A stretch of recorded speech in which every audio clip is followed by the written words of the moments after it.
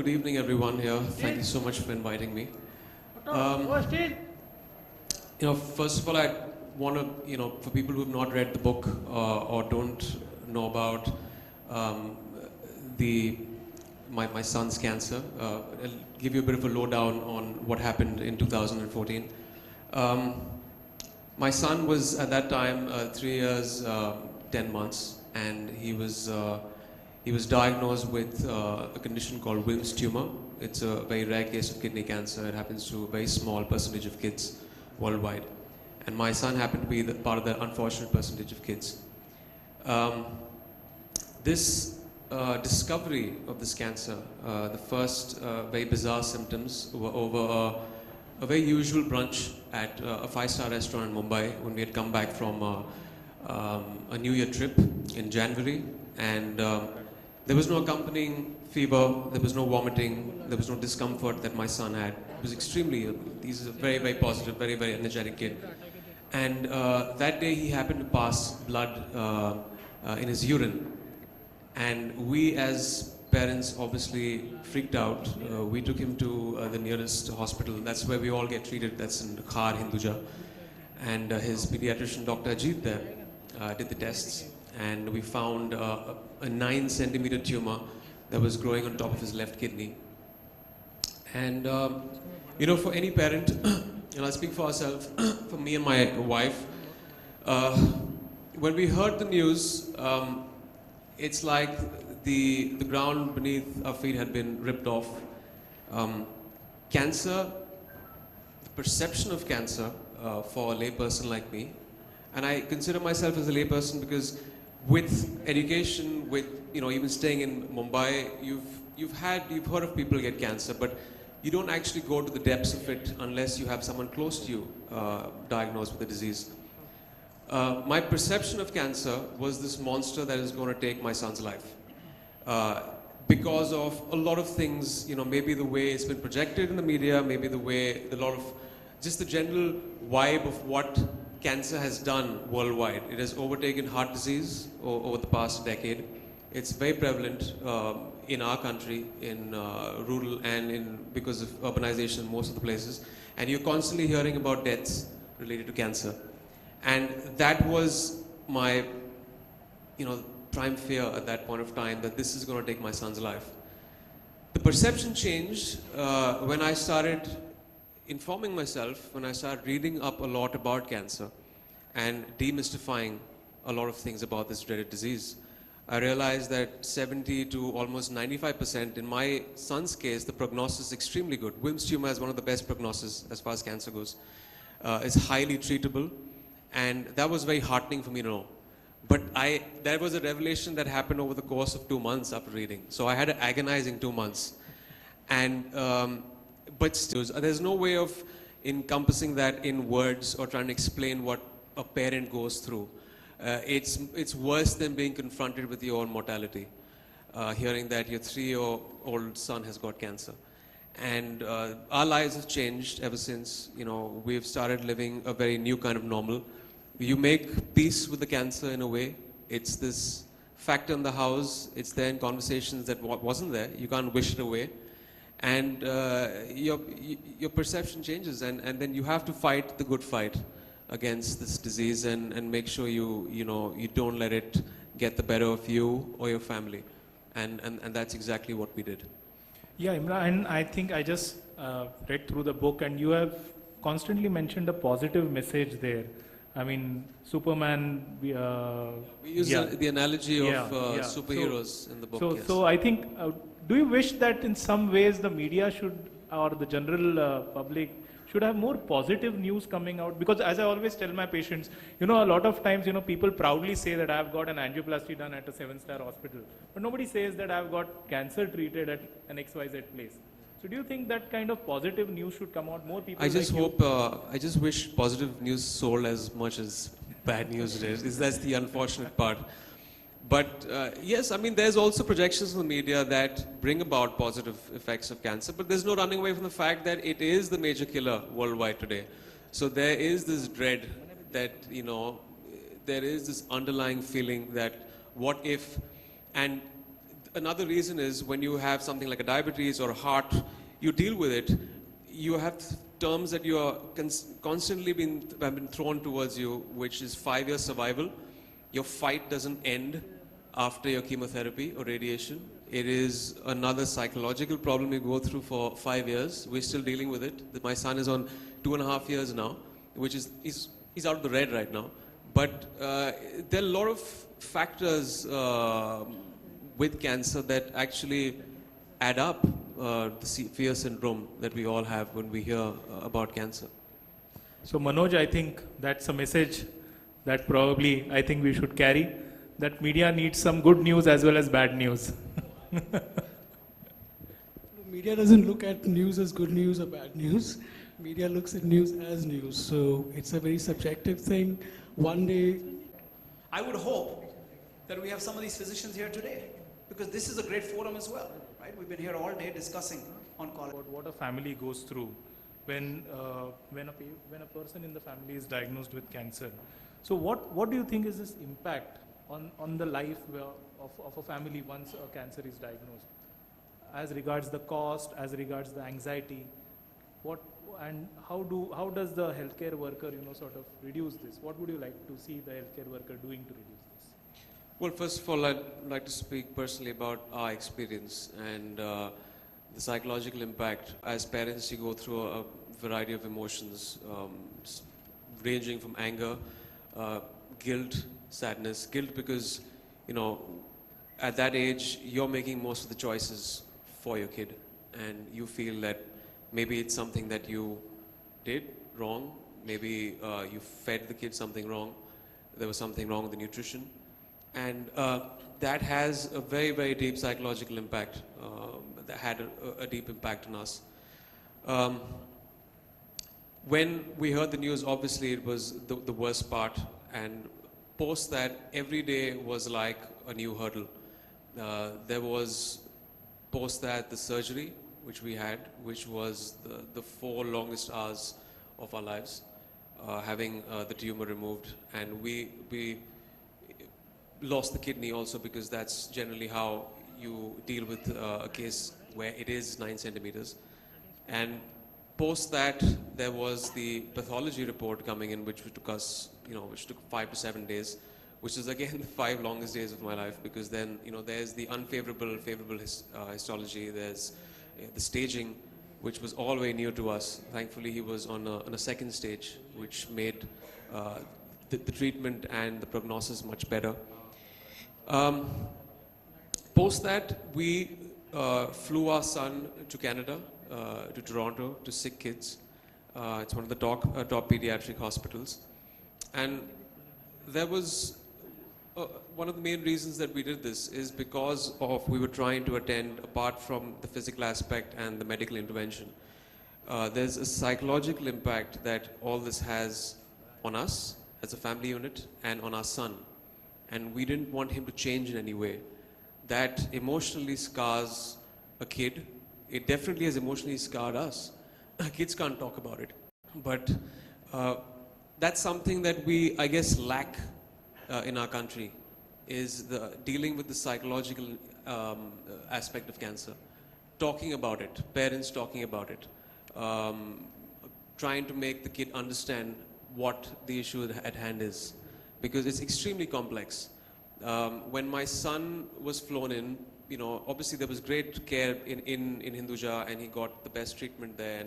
But there was still, because of the surgery, there was a psychological impact. And when he went there, his blood pressure shot up in the hospital in Canada. And they were equipped in dealing with that psychological aspect and calming him down. Ditto for us, because we also had someone to speak to through the entire incident. Another psychological impact was, we used to have nightmares. I came back to Bombay, I didn't get sleep. I was working here, I came back from my shoot after a month from there. I left my wife and my son when he was being treated there. And I used to get all of 1 hour of sleep in the night. And it was hell for me. But that's something that I guess every parent has to deal with. And eventually, I don't even know if I need counseling after this. So I feel that India needs more units in hospitals. I think they are starting that right now. It's in the infancy. They have a field abroad which is psychosocial oncology, which deals with attending to the counseling sessions for parents and for even for youngsters. So it has had a deep psychological impact, something that I fully don't understand yet. I don't know the psychological impact that it's had. And as far as the cost goes, of course, my family could deal with it, but there is this huge problem, surmounting problem that you see in and on my mail after the book was written, that generally the cases are, there's a late diagnosis, there's no awareness there, there's illiteracy, they don't understand what cancer is, there's social stigmas there, and when they find the cancer, it is so expensive that it's untreatable, and they can't do it at that income group. But now I believe there's metronomics, which has started off in India, which is again making it extremely approachable. A few hundred rupees for a treatment in an entire month, which is a paradigm shift, and I think it's really set the standard for India and the costing here. But yeah, costing is again a key issue for that income group, which needs to be attended to. Yeah, definitely. I think psychological impact is something that we often discount as doctors. I mean, as doctors, we tend to concentrate on the disease. We tend to concentrate on curing the patient physically. So holistic care is something that is required, and taking inspiration from what TMH has. TMH does have a good apparatus as far as support is concerned, setting up cancer care groups, and that is what we have replicated in Fortis Mulund. Dr. Badwe sir, do you think we should have more of these counselors take up these messages? When they take up ads, for example, now we are seeing, I'm sorry for being blunt, but pan masala, which is supposed to be as dangerous as... Somebody takes upon himself to endorse a pan masala. He's definitely being very ignorant. When you face the situation firsthand, you realize that these are the things that you cannot touch, let alone be a role model and promote them on TV and in other media. And as an actor, you do have a social responsibility, but where does the ignorance, how do you kind of correct that? Because till my son didn't have cancer, I didn't realize most of the hurdles that I had to cross in that situation. There, for example, cancer is a very minuscule percentage is genetic, and I realized that the lifestyle has a huge part to play in cancer and fighting it. So there were two options left to us: either we treat the cancer momentarily, or you nip it in the bud. How do you do that? You get down to actually making huge lifestyle changes. For example, sleeping, handling stress, your diet. A lot of dietary things that are promoted by celebrities, they still don't know that is harmful. Kerala has started a very good thing, the fat tax, which has been started, which I tweeted yesterday and felt that it should be inculcated in all states. And as far as cigarette smoking, as far as smoking goes, I feel, forget about taxing, it should be banned. We know that back in the 80s and the 70s, there was this huge problem with the tobacco lobby where there was not enough evidence to prove that tobacco was actually causing lung cancer. And this debate went along for the longest time. And I think the last Marlboro ad was promoted in 1990. And after that, there was this thing on packages saying that it is injurious to health. Who is going to tell people, the system is not telling people that fast food joints, your burgers, your juices, all that is actually adding up. There are carcinogens out there. Who's going to inform people about all those things? So there's a lot of things that the system needs to put forth and say that these are harmful and this is cancerous. So that is not even there in our consciousness. That is not there in our awareness. Forget about in the rural areas. It's not there in education, educated sections in Mumbai. We don't know about it. After reading up everything, I've stopped sugar completely in my house because just like there was a ban on tobacco, very well soon enough the next decade you're going to know that sugar is. So these things need to come out in public domain and people need to know about it. which people unfortunately don't know and celebrities don't know. That's why they go ahead and probably promote a pop soda. I won't do that because I know what it does to the body. I know firsthand from my son's experience and and after reading about all of this. So That's really heartening to hear that. Talking about sugar, last year I had one symposium on sugar symposium for 3 hours. And that was a really revelation that how sugar is talked. 10 years down the line, how do you see India? well, first of all, I wish and hope there are more pediatric facilities here, because as far as when we had researched when my son was being treated, there's a dearth of pediatric doctors in India. Most of the kids are being treated by adult oncologists. So, and like doctor said, there is a pediatric facility coming up in Mumbai and hopefully in other states and other cities, which is very imperative when it comes to treating little kids. And of course, healthcare systems are burdened. I hope there is some kind of provision made to give satisfactory measures, funding to those patients that come from small towns and to support them. The main cause over there for some mounting expenses, like I've heard, is late diagnosis, which when it reaches that stage, it becomes very hard for them to kind of pay up, and then they eventually drop out of treatment. And one thing that I also realized when I went abroad for the treatment of my son, there isn't much emphasis in the medical world on the lifestyle issues of cancer. Everyone is going down the approach of, you got a problem, pop a pill. We have to make sure we educate people and make them aware on how do you address the causative nature of cancer. Why does it happen in the first place? If it is a lifestyle issue, what can we do in our lives? And we've seen, I've spoken to so many doctors in Mumbai. Kids are pouring in the last 2 decades, in the last decade. What are we doing? What has drastically gone wrong with the water we drink, with the food we eat, with the radiation levels? What is going wrong, and how do we address that? And the system needs to address that. So these are the things that have to be addressed by the medical world, so that at least you don't allow it to happen in the first place. Let's eradicate cancer and nip it in the bud. Instead of course, treatment options are very, very important, but let's make sure you at least bring in that awareness. Then, of course, if people know that smoking a cigarette will give them cancer and they choose to do it, then they're puffing the life away. But at least as far as kids go, there's the choice you make for them. So it's very important for parents also to kind of be educated, and for the government to do that. Avinash sir, I think we'll have this on regarding the vision. I think as Rajan said, if the federal support and the government support increases, I'm sure the infrastructure for this will definitely grow. Current 1.3% GDP has to go to at least 2 or 3.